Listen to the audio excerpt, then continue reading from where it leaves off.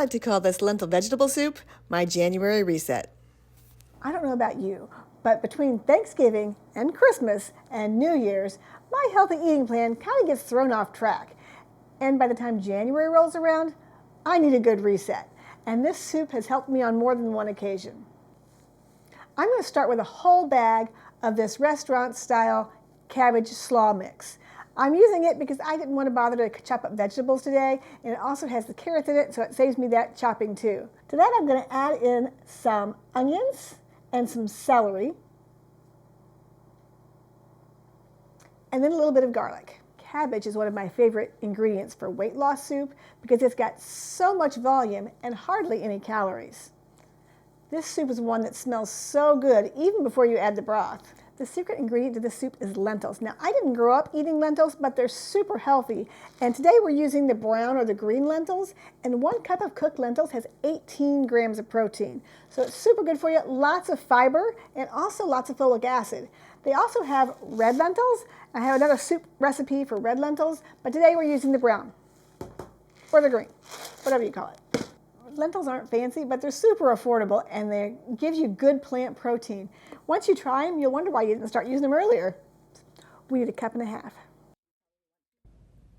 Make sure you give those lentils a good rinse before you add them to your soup. Okay, let's add in some more veggies. I'm going to use some green beans, some green peas, potatoes, and corn. You could always use a bag of frozen mixed vegetables here too. It saves a couple of steps. But this is what I had on hand. We're also going to add in 4 cups of water. For seasoning, it's going to be super simple. We're going to add in salt, parsley, dried basil, and some of this no chicken broth. Now, if you want to give the soup a little extra veggie boost, you could use a big can of V8 juice. I don't have any on hand today, so today I'm going to add in some water and some diced tomatoes. Now we just need to let this cook. It takes about 45 to 50 minutes for those lentils to get soft. Most people don't realize that soup is one of the best foods for weight loss because it's hearty and filling, and it keeps you full for a long time. So you get all that nutrition without the big calorie bomb. Now, but it has to be the right kind of soup. You don't want one of those creamy, cheesy soups. You want a hearty lentil soup like we're making today, or maybe a minestrone with lots of beans and vegetables. And here's something most people don't even talk about. Well, you can inhale a whole bag of chips or a whole bag of cookies in just a few minutes. But when you're eating soup, it forces you to slow down. That way, it gives your body a chance to signal that you're full before you overeat. The right soup checks 3 boxes: plant protein, vegetables, and lots of fiber.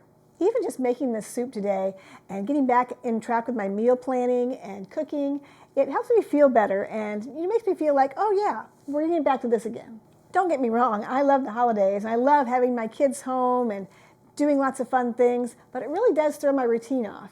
And it's amazing how much being off your routine can affect your health. So if you're trying to get back on track, you need to make a pot of soup. I think ours is done.